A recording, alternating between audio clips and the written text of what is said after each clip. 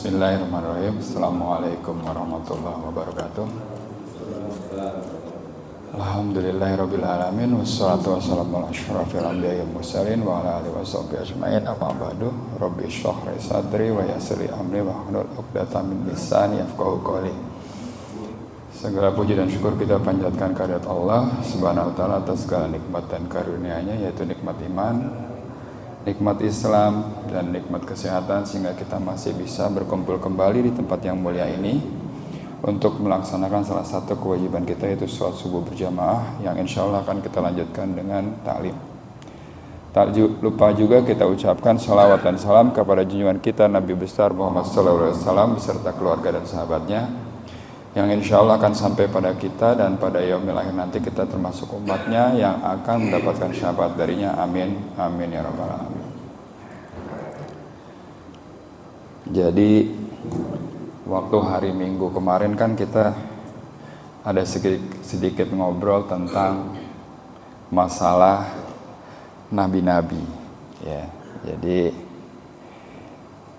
jumlahnya nabi kan banyak, ya, nabi dan rasul ada 124.000, tapi yang patut kita pahami dan tercantum dalam Al-Quran itu ada 25. Di antaranya 5 bergelar ulul asmi, ya, 25 yang kita harus pahami, dan ada yang bergelar ulul asmi.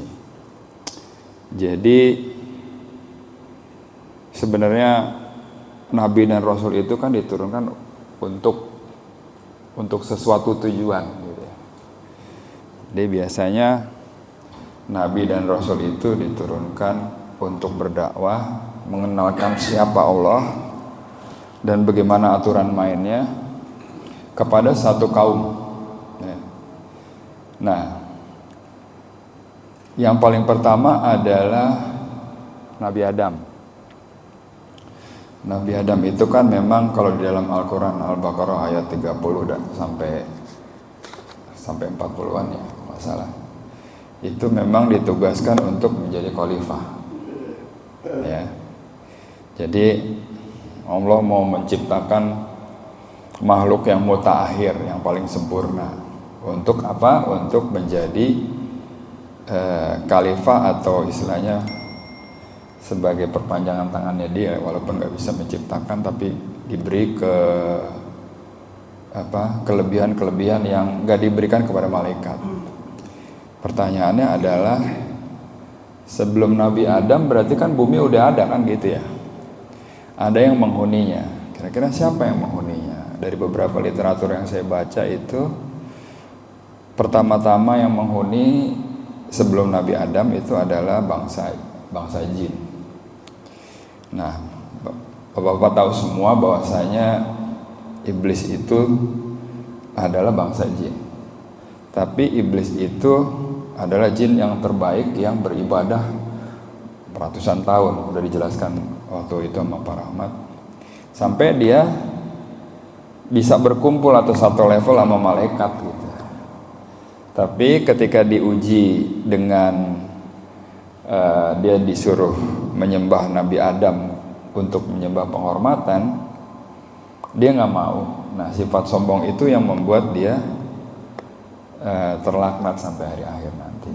Jadi sebenarnya ketika bumi ini mau diisi dengan ciptaan Allah yang paling mutaakhir, yaitu Nabi Adam, bumi itu kan diisi sama bangsa jin yang kerjaannya merusak dan menumpahkan darah, ya. Jadi kalau di Al-Baqarah itu, kalau nggak salah di ayat yang bentar ya, kita buka. Jadi kalau 30 kan dia ngasih tahu, 31 kalau nggak salah, ya, 30. 30. Jadi ketika Allah berfirman kepada para malaikat, aku hendak menjadikan khalifah di bumi, lalu malaikat berkata, apakah engkau hendak menjadikan orang yang merusak dan menumpahkan darah di sana, sedangkan kami bertasbih memujimu dan menyucikan namamu? Dia berfirman, Allah berfirman, sungguh aku mengetahui apa yang tidak kamu ketahui. Nah, di sini kan Begitu diberitakan kepada malaikat, malaikat bilang, mau diciptain makhluk yang kayak kemarin yang isinya merusak gitu. Menurut salah satu cerita, sebelum diisi sama Nabi Adam, bumi ini dibersihkan dari makhluk-makhluk yang merusak itu. Nah, diturunkan tentara Allah yang mana salah satu pemimpinnya adalah iblis itu sendiri. Jadi iblis itu sendiri memimpin pasukan untuk ngeberesin yang begitu. Ya.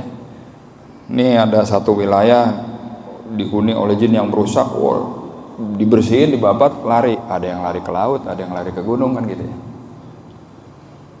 Tapi di endingnya malah dia sombong, dia dilaknat. Nah, jadi ketika bumi ini mau diisi atau mau ditempatkan Nabi Adam, itu udah dibersihin dulu.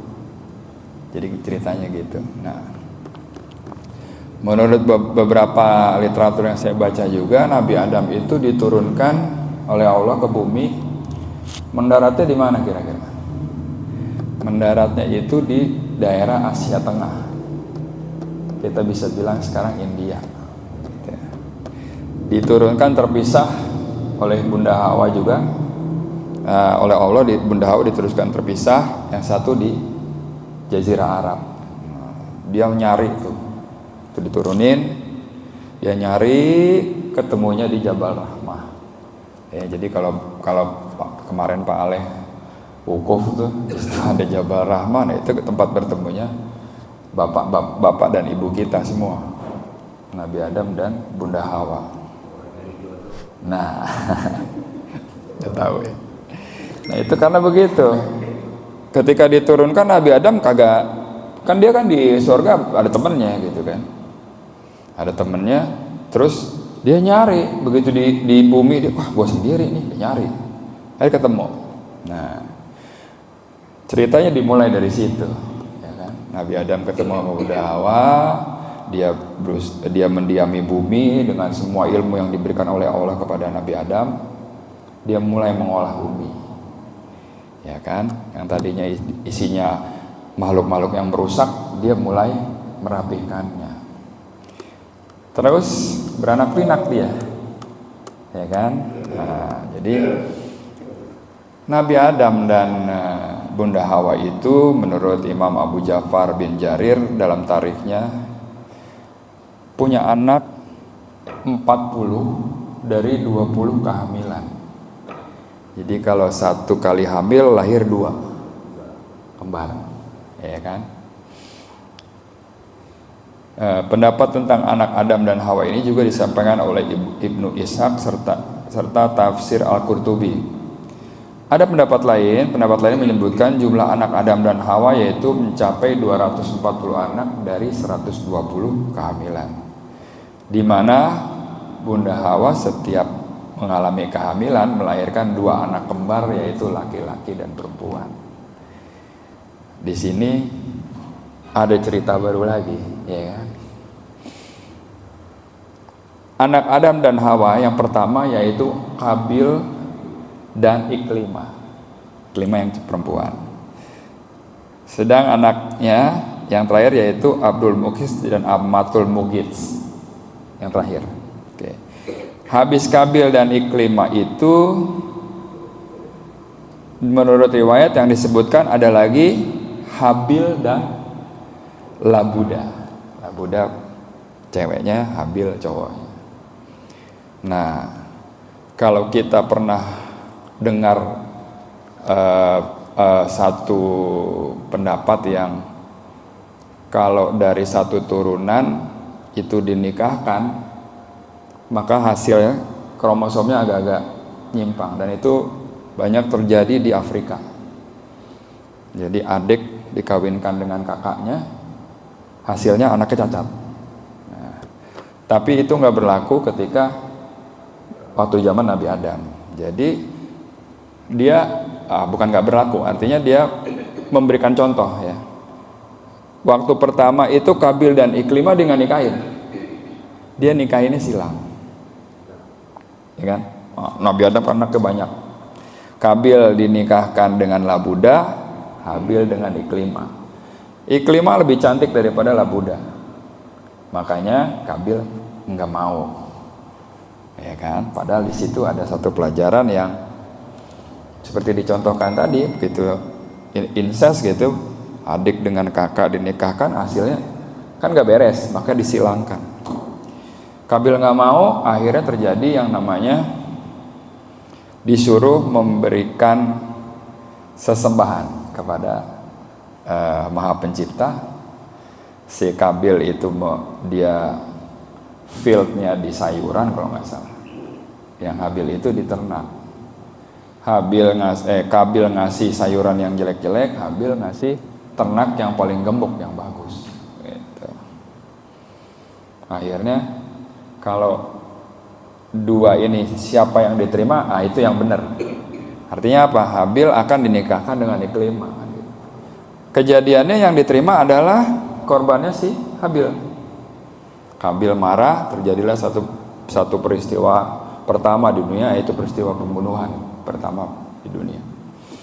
Di situ, di pembunuhan pertama itu adalah terjadi orang membunuh orang, dan terjadi juga ketika telah dibunuh, Kabil ini belajar bagaimana cara menguburkannya.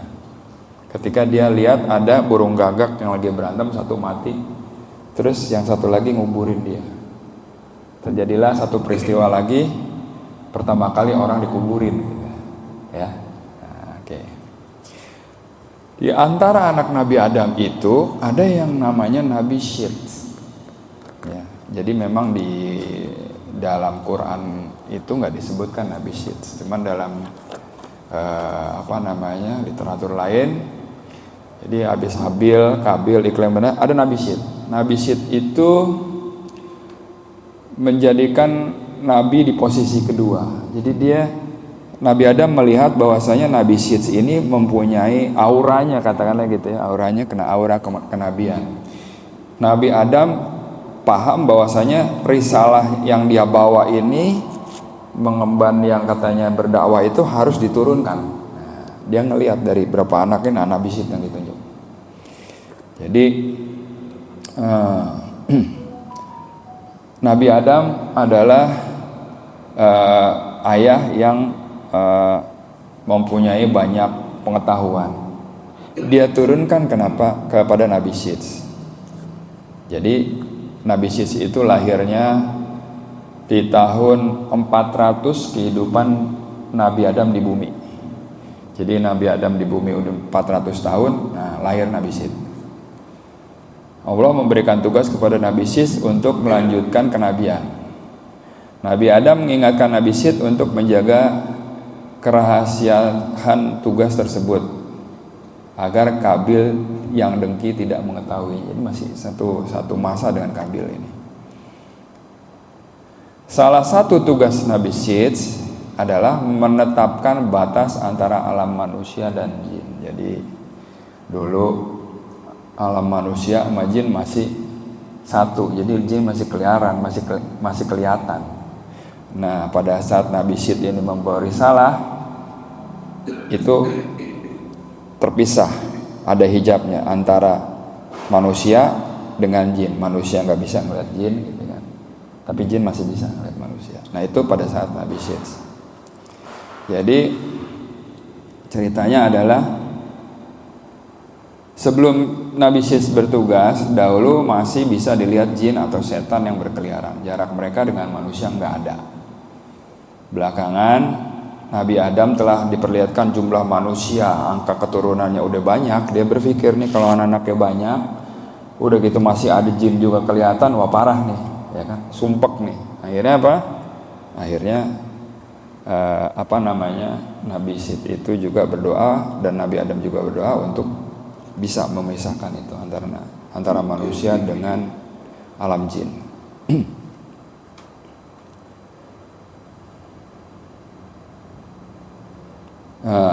Selanjutnya setelah Nabi Syed itu ada yang namanya Nabi Idris. Ibnu Ishaq menyebutkan bahwa Idris adalah orang pertama yang menulis dengan pena. Nabi Idris. Kalau yang pernah saya baca, Nabi Idris itu profesinya dia tukang jahit.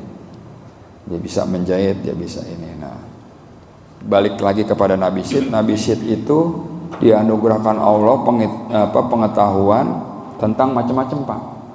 Bercocok tanam dia bisa, ya kan? Jadi ilmu-ilmu yang dipakai sama umat manusia sekarang, bercocok tanam, ngebangun rumah segala macam, itu Nabi Syed duluan yang tahu. Sekarang berarti kita tahu ada sebelum Nabi Idris ada Nabi Syed. Nah, Nabi Idris itu dikisahkan bahwasanya Ibnu Ishaq menyebutkan bahwa Nabi Idris adalah orang yang pertama menulis dengan pena. Nabi Idris sempat hidup bersama ayahnya Nabi Adam alaihissalam selama 380 tahun. Banyak di antara ulama ahli tafsir dan ahli hukum yang menganggap bahwa Idris adalah orang pertama yang membicarakan tentang tafsir dan hukum. Jadi menulis dengan pena, membacakan tafsir dan hukum itu pertama kali dilakukan oleh Nabi Idris. Kaum Nabi Idris alaihissalam memberikan gelar kepada beliau dengan gelar Harmas al-Haramisah, singa dari segala singa. Akan tetapi tetap kaumnya juga mendustakan beliau. Sebagaimana pula mereka telah mendustakan para nabi, ulama dan ahli ilmu. Di Al-Quran surat Maryam ayat 57 menyebutkan bahwa Nabi Idris alaihissalam diangkat ke martabat yang tinggi. Ketinggian martabat Nabi Idris alaihissalam ini telah ditegaskan di dalam kitab As-Shalihin Sahih Bukhari dan Muslim tentang hadis Isra Mi'raj bahwa Rasulullah SAW pernah bertemu dengan Nabi Idris yang berada di langit keempat. Ada beberapa pendapat yang menyatakan bahwasanya Nabi Idris itu masih hidup sampai sekarang, karena saat dia mau diangkat ke tempat derajat yang lebih tinggi ini, dia masih dalam keadaan hidup gitu. Jadi kan beberapa kan ada yang masih percaya bahwasanya siapa yang masih hidup? Ada Nabi Idris, ada Nabi Isa, ada Nabi Khidir gitu kan.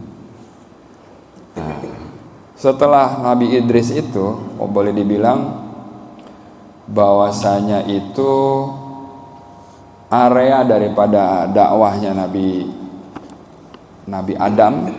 Ya, jadi sini Nabi dan Rasul yang diutus di wilayah Arab khususnya Mekah adalah Nabi Adam, Nabi Hud, Nabi Soleh, Nabi Ismail, Nabi Syuaib dan Nabi Muhammad SAW. Adapun Nabi yang diutus di wilayah Mesir itu Nabi Yusuf, Nabi Musa dan Nabi Harun. Selain itu ada pula Nabi dan Rasul yang diutus di wilayah Syam, Suriah dan Palestina. Ya, dari 25 nabi dan rasul Allah, kedua wilayah itulah yang paling banyak menerima nabi-nabi utusan Allah. Ya. Syam dan Palestina itu ada apa aja? Ada Nabi Lut, Nabi Ishak, Nabi Yakub, Nabi Ayub, Nabi Zulkifli, Nabi Daud, Nabi Sulaiman, Nabi Ilyas, Ilyasa, Nabi Zakaria, Nabi Yahya dan Nabi Isa alaihissalam. Sementara itu ada nabi yang diutus di wilayah Irak. Ya. Berjumlah 4 orang, yaitu Nabi Idris, Nabi Nuh, Nabi Ibrahim, dan Nabi Yunus. Hah? Ya, Adam di Arab. Bukan, dia turunnya di Asia Tengah, kalau nggak salah di India. Dia ketemu dakwah di Arab, di Jazirah Arab. Di situ dia mulai berdakwah. Jadi tapi pertama kali turunnya di Asia Tengah yang saya pernah tahu. Enggak, dia kalau nggak salah yang saya pernah tahu di Asia Tengah, dia daerah India itu. India itu. Nah, jadi wilayah dakwah dia di Mekah, di Jazirah Arab. Jadi di Jazirah Arab itu ada Nabi Adam, Nabi Hud, Nabi Saleh, Nabi Ismail, Syuaib. Nabi Syuaib itu kalau nggak salah mertuanya Nabi Musa, kalau nggak salah. Nanti kita lihat lagi, ya. Jadi pertanyaan kemarin tuh, Nabi Ibrahim pertama kali dia dakwah di mana? Di Irak kuno, di Babylon. Ya, orang yang ditugaskan di sana itu ada Nabi Idris. Jadi setelah Nabi Adam kan ada yang kita tahu Nabi Idris. Nabi Idris itu di situ. Nabi Nuh juga di situ. berdakwahnya selama 950 tahun. Terus dia naik kapal, kapalnya terdampar di Gunung Ararat sekarang. Ya, oke. Setelah Nabi Idris ada Nabi Nuh. Nah, kita bicara Nabi Nuh nih. Nabi Nuh itu dikaruniai 4 orang anak. Kan'an, Yafid, Sam, dan Ham. Kan'an, Yafid, Sam, dan Ham. Sebagai putra tertua, Kan'an dikenal sebagai sosok yang zolim dan durhaka kepada orang tuanya. Ya, itu yang salah satu anaknya yang diajakin naik ke kapal gak mau. Nah, Kan'an itu. Keturunan berikutnya setelah Kan'an, ini kan ternyata Yafid, Sam, dan Ham itu ikut bapaknya. Terus dia berlabuh di kalau sekarang Gunung Ararat, ya kan. Terus dari situ dia menyebar. Konon katanya yang menjadikan bapak moyang daripada penghuni bumi ini yang tersebar di seluruh wilayah ini adalah 3 anaknya Nabi Nuh itu, Yafid, Sam, dan Ham. Sam itu nyebar menetap di bagian barat. Jadi ras Sam atau Semit Res yang mendiami Jazirah Arabia dan keturunannya menempati daerah Romawi, Persia, dan Arab. Itu keturunannya Sam. Selain itu juga Sam diberi daerah yang meliputi Hijaz, Yaman, Irak, Syam, dan daerah lainnya. Itu dari data historis McAfee tahun 1983. Juga menegaskan orang-orang Kanaan adalah bagian dari ras Sam ini, Semit, ya. Atau dengan kata lain, Kanaan merupakan subras dari ras Sam. Nah, Nabi Nuh itu dari 3 anaknya itu dia melihat aura kenabiannya di Sam. Jadi kan ada nabi dan rasul, nabi kan banyak. Nah, salah satunya ini mungkin Sam ini. Sam adalah anak Nabi Nuh yang tertua. Lalu ada Ham. Ham itu ditempatkan di wilayah utara. Keturunannya menempati daerah Zanji dan Habasyah. Hamitic race yang mendiami wilayah Afrika Utara dan Timur Sahara. Nah, makanya kalau si Sam ini arahnya ke barat, keturunannya sekarang bangsa Eropa. Nah, kalau Ham ini ke daerah Afrika yang orangnya hitam-hitam. Ada lagi Yafid. Yafid itu menempati wilayah timur. Keturunannya banyak menempati daerah Turki, ya, terus Mongolia dan segala macamnya, termasuk Melayu. Jadi orang Melayu itu keturunannya Yafid. Badannya enggak putih, kagak hitam, tapi kuning, ya. Nah, Melayu Austronesia itu adalah keturunannya dari Yafid, anaknya Nabi Nuh, ya. Jadi konon Nabi Nuh itu anaknya menyebar sehingga terjadi sekarang bermacam-macam ras. Tapi kalau diteliti DNA-nya merujuknya ke satu itu, ya. Nah, itu Nabi Nuh. Mukjizatnya tadi yaitu bikin kapal, ya kan? Dia bisa bisa sebenarnya kalau bisa dibilang yang bisa ngomong sama binatang itu nggak cuma Nabi Sulaiman, ya kan? Nabi Daud juga bisa. Jangan-jangan Nabi Nuh juga bisa, karena dia itu yang manggilin, naik ke kapal, naik binatang sepasang. Konon menurut ceritanya begitu. Jadi kita keturunan Nabi Nuh, ya. Yang lebih jelas lagi keturunan Nabi Adam kan, ya. Itu adalah jadi di sini ada silsilahnya nih, saya udah ini sampai kepada Nuh itu. Nuh itu bin Lamsik bin Matufasik apa nih, terus bin Idris bin Yarid bin apa sampai dengan bin Adam, ya. Nah, setelah Nabi Nuh ini mulai kita nih udah banyak orang di bumi ini nyebar kemana-mana. Terus Nabi Hud itu dia daerah dakwahnya di Jazirah Arab, ya. Allah mengutus Hud alaihissalam kepada satu kaum. Kaum itu namanya kaum Ad. Ya. Kaum Ad adalah kelompok yang kaum Ad itu diberikan Allah banyak sekali kemudahan-kemudahan. Ya. Kalau bisa dibilang, Bapak mungkin pernah dengar kaum Ad itu badannya nggak sama kita. Dia lebih besar, lebih tinggi, lebih besar dan lebih tinggi. Dan Allah menganugerahkan alam yang bagus yang digarap oleh kaum Ad ini. Jadi kaum Ad ini luar biasa di pertaniannya, semuanya luar biasa, sehingga hasilnya bagus dan mereka sejahtera. Tapi ada tapinya. Nah, kaum Ad ini dia nggak nyembah Allah, tapi nyembah 3 berhala, yaitu Samda, Samud, dan Hira. Ya, anugerahnya Allah kepada kaum Ad itu mulai dari tanah subur, sumber air yang mengalir di berbagai penjuru, terus dia canggih mengolah bercocok tanam itu, terus tempat tinggalnya itu dikelilingi sama bunga-bunga, kebun bunga. Ya. Tapi dengan segala macam anugerah yang Allah kasih, dia mendustakan Nabi Hud. Ya.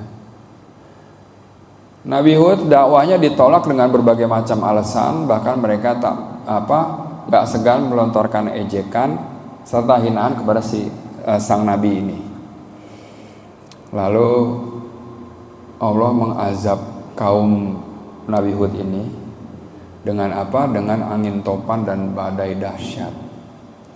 Bencana ini berlangsung 8 hari 7 malam yang berujung melenyapkan kaum Ad tanpa sisa. Ya. Jadi ada kaum namanya Ad, badannya tinggi besar. Saya pernah lihat itu ada broadcast, nggak tahu itu bener nggak tahu itu editan, tapi memang palanya gede, kerangkanya lebih besar daripada manusia. Kalau yang kita bilang itu raksasa, gede, tinggi. Itu kaumnya Nabi Hud. Lalu di Jazirah Arab lagi setelah Hud ada Hud Soleh, Nabi Soleh. Ya, Nabi Soleh itu diutus Nabi Soleh itu setelah masa kenabian Hud berakhir. Jadi kalau Allah itu menurunkan risalah itu nggak langsung jek gitu, tapi ke Adam satu kaum, Adam, Idris, Nuh, satu kaum terus ya kan, nyebar. Nabi Hud selesai, ganti Nabi Soleh. Nah, Nabi Soleh itu diutus oleh Allah kepada kaum Samud. Samud itu adalah salah satu keturunan dari Nabi Nuh juga. Ya. Jadi Samud diberi kelebihan oleh Allah berupa fisik yang kuat, dan mereka mampu mengukir dan memahat gunung-gunung menjadi gunung-gunung batu menjadi indah. Jadi kalau Bapak bisa lihat ada di Madain Saleh itu sama seperti di Petra, ya, ada rumah atau istana yang dari batu dipahat sedemikian rupa. Itu gaweannya umatnya Nabi Soleh, yaitu kaum Samud. Diberi fisik yang kuat, diberi skill yang hebat, diberi juga negara yang makmur, tapi tetap mereka menyembah patung dan berhala yang mereka buat sendiri. Dia kan jago bikin patung. Dia bikin, dia sembah. Terus apalagi yang dikejar, dia doyan mabuk. Jadi ada mabuk, berzina, bunuh, merampok. Pokoknya yang jahat-jahat itu dilakukan oleh kaum Saum itu. Allah Subhanahu wa taala lantas mengutus Nabi Soleh untuk mengajak kaum Samud itu balik lagi ke jalan yang benar. Lalu Allah berfirman di surat Hud ayat 61, A'udzubillahi minasyaitonir rajim, wa ila samud akhahum solihah. Qala ya qaumi budulaha malakum min ilahin ghairu. Huwa ansha'akum minal ardi wastamarakum fiha fastaghfiruhu summa tubu ilaihi inna rabbi qaribum mujib. Artinya kepada kaum Samud kami utus saudara mereka Saleh. Dia berkata, wahai kaumku, sembahlah Allah, sekali-kali tidak ada Tuhan bagimu selain Dia. Dia telah menciptakanmu dari bumi dan menjadikanmu pemakmurnya, ya kan? Dia diberikan keleluasaan seperti itu. Oleh karena itu mohon ampunlah kepadanya, kemudian bertobatlah kepadanya. Sesungguhnya Tuhanku sangat dekat lagi maha memperkenankan doa hambanya. Diberilah mukjizat kepada Nabi Soleh itu adalah unta betina yang keluar dari batu. Batu dipukulin, dang gitu keluar onta. Onta itu dibawa ke tengah kaum Samud. Dia bilang, ini onta kasih makan, jangan dibunuh. Dia ngomong begitu. Kalau dibunuh Anda akan mendapatkan azab. Nggak percaya kaum Samud, sama dia dibunuh. Ya udah, kena azab dia tuh, ya kan? Itulah pokok daripada pembangkangan orang-orang ini kepada dakwahnya Nabi Soleh. Nabi Soleh bilang, kaumnya bilang gini, kalau Anda benar-benar Nabi, datangkan kami satu mukjizat yang bisa kami percayai. Yaitu dia pukul batu keluar onta, ya kan? Wah, kalau orang lain, wah canggih nih, dari batu keluar onta. Wah sihir nih, ada yang bilang begitu kan? Sulap nih, akhirnya dibunuh. Gue nggak percaya yang dibilang sama Nabi Soleh, dibunuh. Akhirnya kena azab. Lenyaplah itu yang namanya kaum Samud. Nah, setelah Nabi Soleh, jadi begitu Nabi Hud selesai, ganti Nabi Soleh selesai, ada lagi Nabi Ibrahim. Nah, ini adalah bapaknya para nabi yang diutus di Babilonia, ya. Jadi Nabi Ibrahim itu diutus oleh Allah untuk berdakwah kepada kaum Kaldan. Kaum ini dikenal dengan penyembah berhala dan dia punya raja namanya Namrud. Bapaknya Nabi Ibrahim itu namanya Azar. Dia masternya pembuat patung. Ya. Saat Nabi Ibrahim mau dilahirkan, Raja Namrud mimpi. Apa yang dia mimpi? Dikisahkan pada suatu malam di negeri Babilonia, Raja Namrud bermimpi ada seorang anak laki-laki yang masuk ke kamar istirahatnya. Anak itu mendekatinya lalu mendekatkan tangannya kepada Raja Namrud untuk melepaskan mahkota yang ia kenakan. Saat itu anak kecil itu, anak laki-laki itu ngambil mahkotanya, tapi Raja Namrud kayak nggak bisa berbuat apa-apa. Nah, lalu setelah diambil itu mahkotanya, dibanting mahkota Raja Namrud itu sampai hancur berkeping-keping. Seketika itu dia bangun, lalu dia keringat dingin.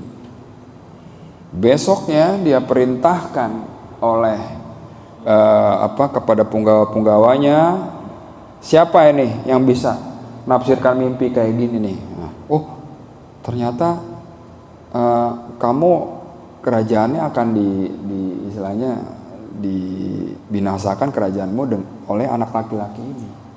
Jadi kalau kita lihat kenapa ceritanya mirip sama Nabi Musa ya, gitu ya. Ternyata itu dia orang bilang sejarah berulang, ternyata Raja Namrud juga begitu.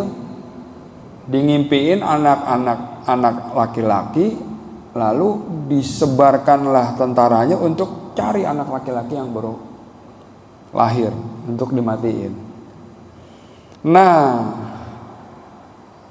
Raja Namrud memerintahkan untuk membunuh semua bayi-bayi yang lahir di negeri itu. Lalu para prajurit kerajaan mendatangi setiap ibu hamil. Dikisahkan salah seorang pembuat patung terbaik bernama Azar, yaitu bapaknya Nabi Ibrahim, memiliki istri yang tengah hamil besar. Dia dengar berita itu, dia takut dibunuh sama Raja Namrud, maka istri Azar pun melahirkan diri. Ini ibundanya Ibrahim nih, melahirkan diri, dia melahirkan di tempat lain. Nah, dia dilahirkan di tempat lain, begitu udah agak gede baru dibawa pulang. Cerita selanjutnya adalah Nabi Ibrahim itu mendakwahi ayahnya, ya kan? Setelah dewasa, Nabi Ibrahim itu mendakwahi ayahnya untuk menganut agama yang benar gitu loh. Nah, bapaknya itu marah, lalu terjadilah patung-patung besar di tempat peribadatan itu dihancurin, kampaknya ditaruh di tempat patung yang paling besar. Lalu terjadilah peristiwa Ibrahim ditangkap terus dibakar. Kira-kira seperti itu. Lalu Ibrahim itu dari Babilonia itu dia hijrah ke Palestina lewat Mesir. Nah, kejadiannya adalah di Mesir itu diperintah oleh raja yang doyan perempuan, nggak bisa melihat perempuan cantik dikit. Nah, tiba-tiba nih di perbatasan Mesir, Nabi Ibrahim sama Siti Sarah. Siti Sarah itu cantik. Dia udah diberitahu oleh lewat malaikatnya bahwasanya lu bakal ketemu sama raja yang zalim, yang doyan perempuan. Maka itu dia ngaku bahwasanya Sarah itu adalah adiknya. Nggak bohong, tapi dia benar adik di dalam Islam kan adiknya juga. Akhirnya Siti Sarah itu, pendek cerita, Siti Sarah itu diambil oleh raja, tapi mau digauli nggak bisa-bisa. Setiap mau dideketin dia lumpuh, paralyzed. Dia minta doa kepada Siti Sarah, didoain sembuh. Dideketin lagi, lumpuh lagi, gitu. 3 kali. Ya. Artinya akhirnya dia berpikir, wah ini bukan orang sembarangan. Maka itu dia memberikan satu hadiah. Hadiah apa? Hadiah orang untuk menemani dia. Nah, siapa itu? Itulah Hajar. Hajar itu adalah tawanan perang sebenarnya, bukan budak. Tawanan perang yang si raja ini mengakui sisi kerajaan bapaknya Hajar ini. Nah, Hajar ini ditawan dan dijadikan kepala rumah tangga.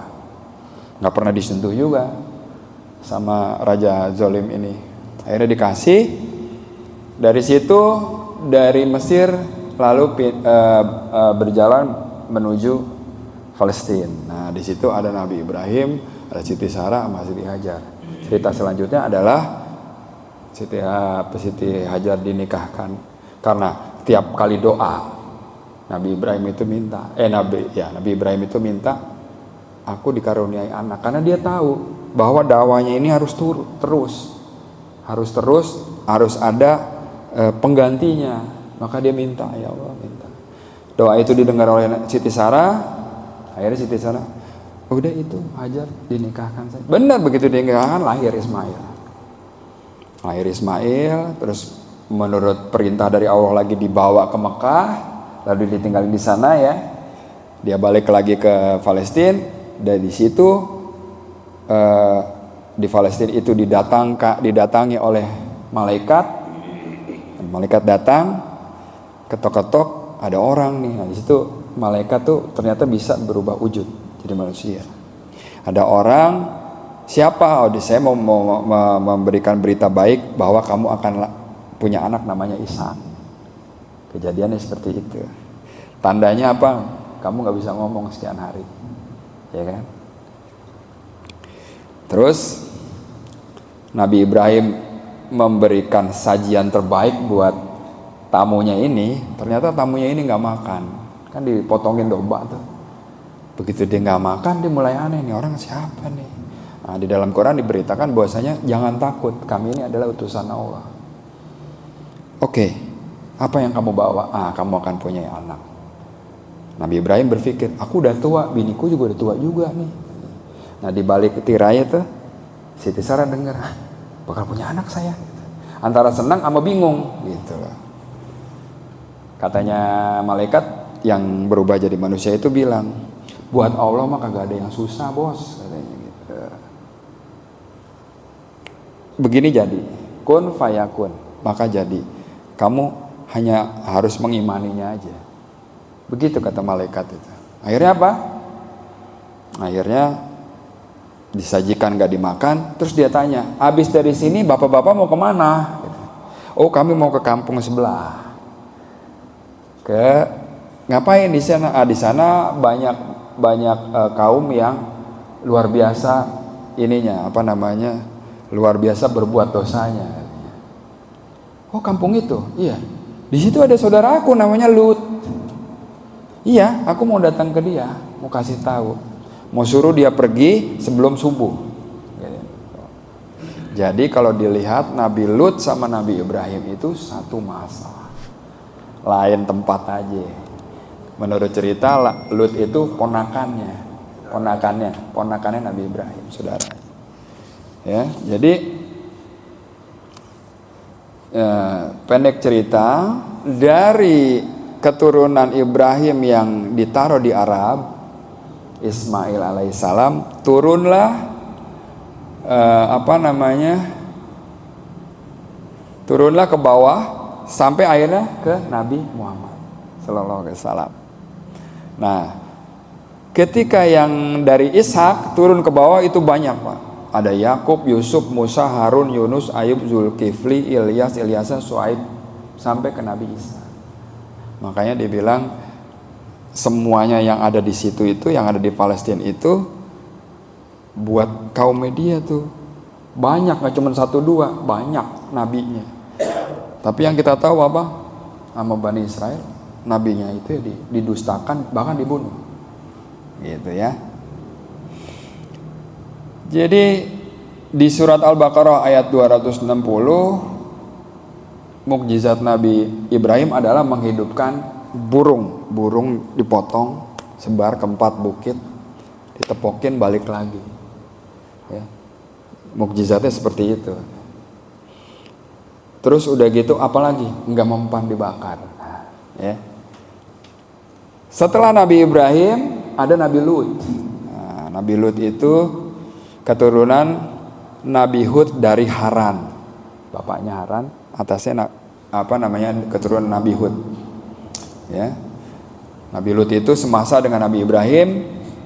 Nabi Lut itu adalah nabi yang diutus untuk berdakwah kepada kaum yang tinggal di negeri Sadum. Ya. Sadum atau Sodom. Jadi dia adalah keponakannya Nabi Ibrahim. Yang mana adalah Nabi Lut itu orang yang pertama beriman apa yang dibawa sama Nabi Ibrahim. Jadi yang dibawa sama Nabi Ibrahim itu sama. Kalau bisa dibilang agama samawi, menuhankan satu Tuhan.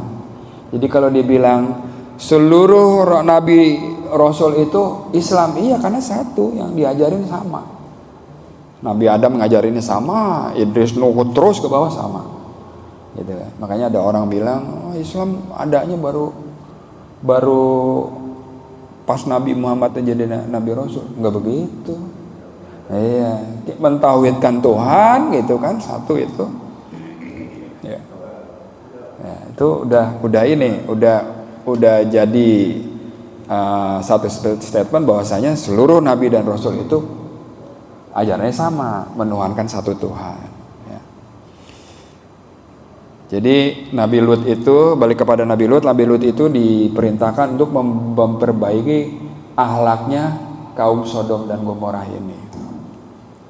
Suatu saat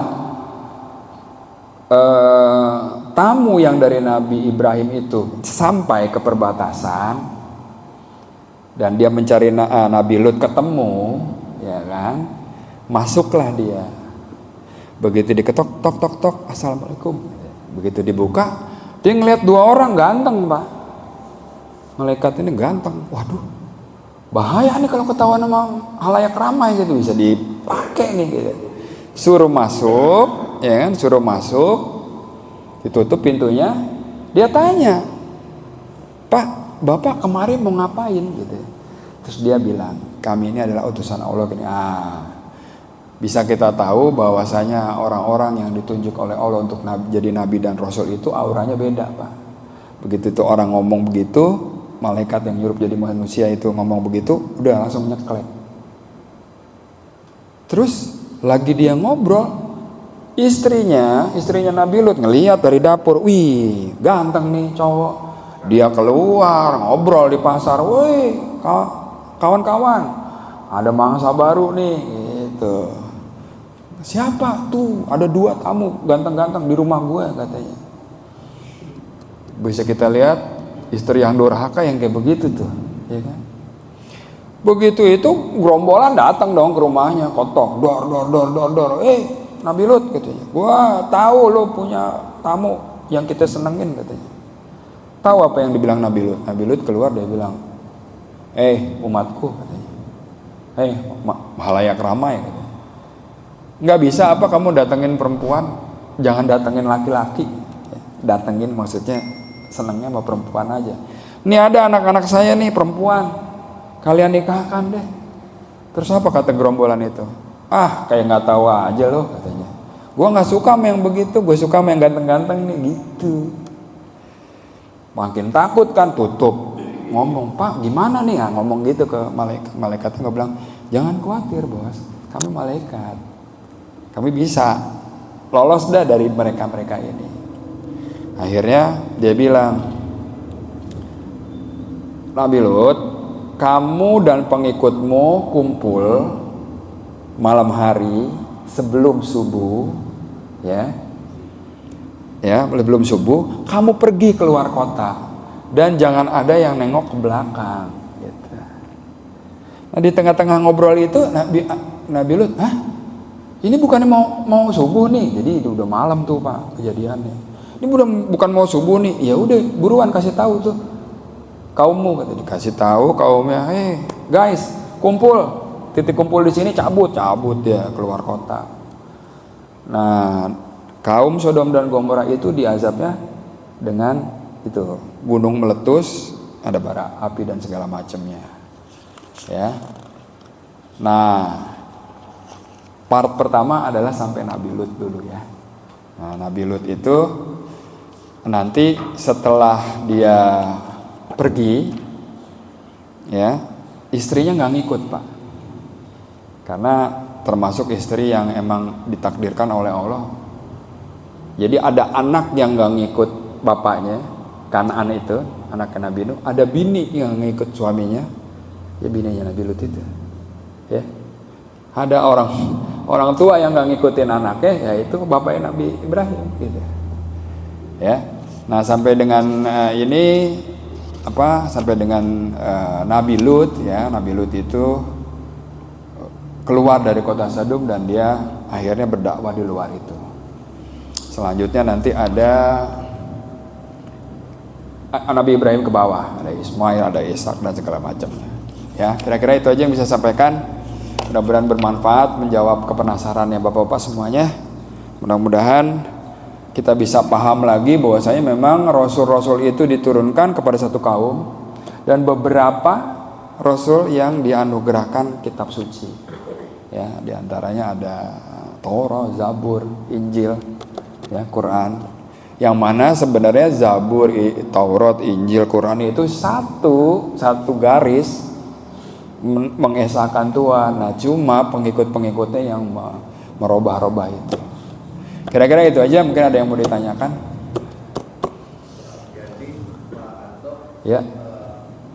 Keturunan Nabi Nuh yang melahirkan Nabi itu dari Ham.